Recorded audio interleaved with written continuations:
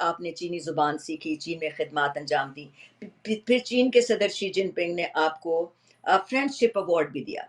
پاکستان میں چین کو سب سے زیادہ بہتر سمجھنے والی شخصیات میں آپ کا شمار بھی ہوتا ہے۔ آخر چین کی اصل طاقت ہے کیا جسے دنیا پوری طور پر ابھی سمجھ نہیں پائی؟ میں نے اپنی سفارتکاری کا آغاز چین سے کیا تھا، اور وہ مجھے آج بھی یاد ہے جب میں نے فلائٹ لی تھی بیجنگ کی طرف۔ بیجنگ اس وقت بہت سادہ شہر تھا، اور اگر آپ دوسرے شہروں میں بھی مجھے جانے کا موقع ملا، میں اس وقت طالب علمی کی حیثیت میں، یعنی میں فارن آفس تو میں نے جوائن کر لی تھی، لیکن میں نے چونکہ 2 سال تک وہاں بیجنگ لینگویج انسٹیٹیوٹ میں چینی زبان پڑھی باقاعدہ، تو کئی شہروں میں جانے کا اتفاق ہوا۔ تو جو چین کے بیشتر شہر تھے، اس میں شانگھائی ہے، اس کو کینٹن ہے، یا بیجنگ ہے، یا اس کے علاوہ چھوٹے بڑے شہر جو بھی تھے، وہ بہت ہی سادہ تھے، صاف ستھرے ہوتے تھے اور منظم تھے، لیکن سادہ شہر تھے۔ اور اس کے بعد دیکھیں کہ چین نے کس رفتار کے ساتھ ترقی کی۔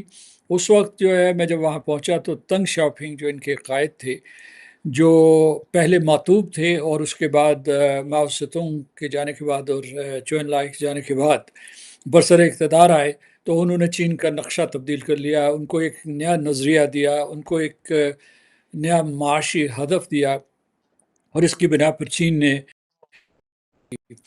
اور وہ ترقی کرتے کرتے آج اس مقام پہ پہنچ گئے ہیں کہ وہ دنیا کی دوسری بڑی معیشت ہے، کوئی تقریباً $20 ٹریلین سے زیادہ ان کی قومی آمدنی ہے، اور امریکہ کے مقابلے میں آ کے کھڑے ہو گئے۔ امریکہ کی جو لگ بھگ جو ہے 30 سے 32 ٹریلین ڈالر ہوگی، لیکن امریکہ مقروض ہے، اور میرا خیال ہے کہ چین کے پاس اتنے ایکسٹرنل قرضے نہیں ہیں، بیرونی قرضے کے بوجھ تلے وہ نہیں دبا ہوا۔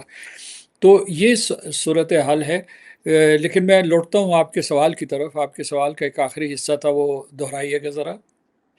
جی، چین کی اصل طاقت کے بارے میں بات کر رہی تھی کہ جسے دنیا جی ابھی جی تک نہیں۔ تو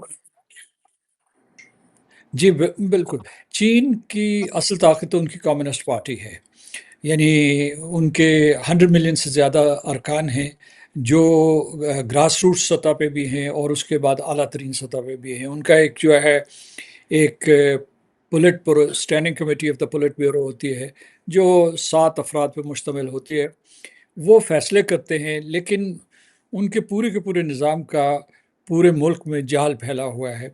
اور جیسے لوگ پاکستان میں مقابلے کا امتحان دیتے ہیں، اسی طریقے سے جب ابتدائی جوانی میں جو نوجوان ہوتے ہیں، لڑکے اور لڑکیاں، وہ ایسی کارکردگی دکھاتے ہیں اور پھر ایسے امتحانی عمل سے گزرتے ہیں کہ ان کو کمیونسٹ پارٹی کا ممبر بنا دیا جاتا ہے، اور یہ پھر ترقی کرتے چلے جاتے ہیں، یہاں تک کہ یہ کمیونسٹ پارٹی اسکول میں جاتے ہیں جب انہوں نے قیادت کی پوزیشنز لینی ہوتی ہیں۔ اور قیادت کی پوزیشنز کیا ہوتی ہیں کہ انہوں نے یا تو صوبوں کا گورنر بننا ہوتا ہے، یا منسٹر بننا ہوتا ہے، یا پھر جو ہے پولیٹ بیورو کا ممبر بننا ہوتا ہے، اور انتظام و انصرام حکومت سنبھالنا ہوتا ہے۔ تو یہ سارے کے سارا ایک پورے کا پورا عمل ہے۔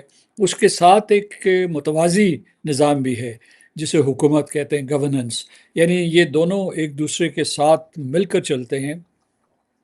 تو یہ تو تفصیل ہے، لیکن بہت سی سیاسی جماعتیں جو ہوتی ہیں، مثلا جو مغربی نظام ہے، اس میں ایک سیاسی جماعت آتی ہے 4 سال کے لیے، 5 سال کے لیے، اس کے بعد نئی سیاسی جماعت کا دور شروع ہو جاتا ہے، اور پالیسیز میں وہ تسلسل نہیں رہتا۔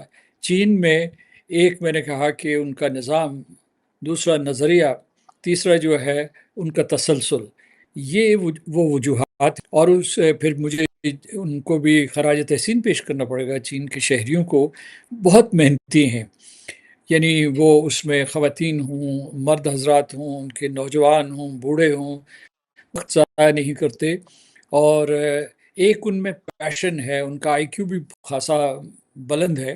تو یہ سارے کے سارے اجزاء جب ملتے ہیں تو چین کی قوم بنتی ہے، اور پھر جو ہے قدرت نے ان کو وسائل سے مالا مال کیا ہوا ہے، یعنی وہ ایک قسم کا کانٹیننٹ ہے، تقریباً اس کا رقبہ اتنا ہی ہے جتنا ریاستہائے متحدہ امریکہ کا ہے۔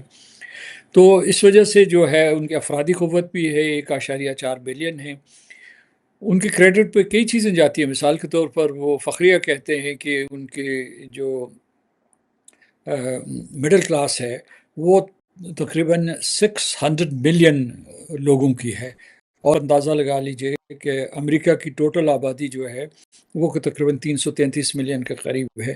اور اس کے بعد انہوں نے ایک hundreds of millions of Chinese کو غربت کی لکیر سے اوپر وہاں غربت کر دیا ہے. اور یہ کوئی ایسے خالی خولی ان کا دعویٰ نہیں ہے. اس کی جو بین الاقوامی مالیاتی اور ترقیاتی ادارے ہیں وہ بھی اس کی تصدیق کرتے ہیں. پاکستان اور چین کی دوستی کے بارے میں بہت کچھ کہا جاتا ہے، بڑے بڑے بیانات بھی دیے جاتے ہیں. آپ چین کے بارے میں بہت اچھی طرح جانتے ہیں، پاکستان کے بارے میں بہت اچھی طرح جانتے ہیں. سرخان، کیا آپ سمجھتے ہیں کہ پاکستان نے جو یہ اسٹریٹجک پارٹنرشپ ہے چین کے ساتھ، اس میں اپنا اصل پوٹینشیل ابھی تک استعمال نہیں کیا، یا اس میں مطلب ابھی مزید اس میں اضافہ کیا جا سکتا ہے؟ کس طرح سے اس کو دیکھیں گے؟ ہمارے اصل تعلقات کا آغاز، یعنی بہت مضبوط تعلقات کا آغاز 1960 میں ہوتا ہے، یعنی 60 کی دہائی میں ہوتا ہے، کیونکہ اس سے پہلے جو ہے ہم امریکی کیمپ میں تھے اور اشتراکیت کے خلاف تھے. چین سے دوری تھی، کوئی دشمنی نہیں تھی لیکن دوری تھی، اور اس کی ایک وجہ یہ بھی تھی کہ ہندوستان چین کے بہت قریب تھا، اور روس اور چین دونوں جو اشتراکی ممالک ایک دوسرے کے بہت قریب تھے. لیکن 1962 میں ہندوستان اور چین کی جنگ ہوئی. اس کے بعد پوری کی پوری سیاست کا وہاں پاسا پلٹ گیا، اور پاکستان یعنی 1950s کے اواخر میں اور 1960s کے اوائل میں جا کے انہوں نے باقاعدہ تعلقات استوار کیے، یعنی مضبوط تعلقات استوار کیے چین کے ساتھ، اور اس کے ثمرات آپ آج تک دیکھ رہے ہیں. اس میں یہ بتانا چاہتا ہوں کہ آپ نے بڑا اچھا سوال پوچھا ہے کہ ویسے تو ہمارے پاس چین پاکستان اقتصادی راہداری بھی ہے. ہمارے جتنے ڈیفنس پلیٹ فارمز ہیں آج کل دور حاضر میں، ان کا بیشتر حصہ چین سے آتا ہے. مثال کے طور پر ابھی حال ہی میں ہمارے صدر پاکستان چین گئے ہوئے تھے، تو چین نے ہمیں وہ 8 آب دوزوں کا ایک ہم نے معاہدہ کیا ہے، اور وہ جو ہے اس میں سے 4 چین کے اندر بنیں گی، 4 پاکستان میں بنیں گی. اسی طریقے سے ہم پہلے JF-17 پہلے چین میں بنتا تھا جو فائٹر جیٹ ہے، اب پاکستان اس کو مینوفیکچر کر رہا ہے.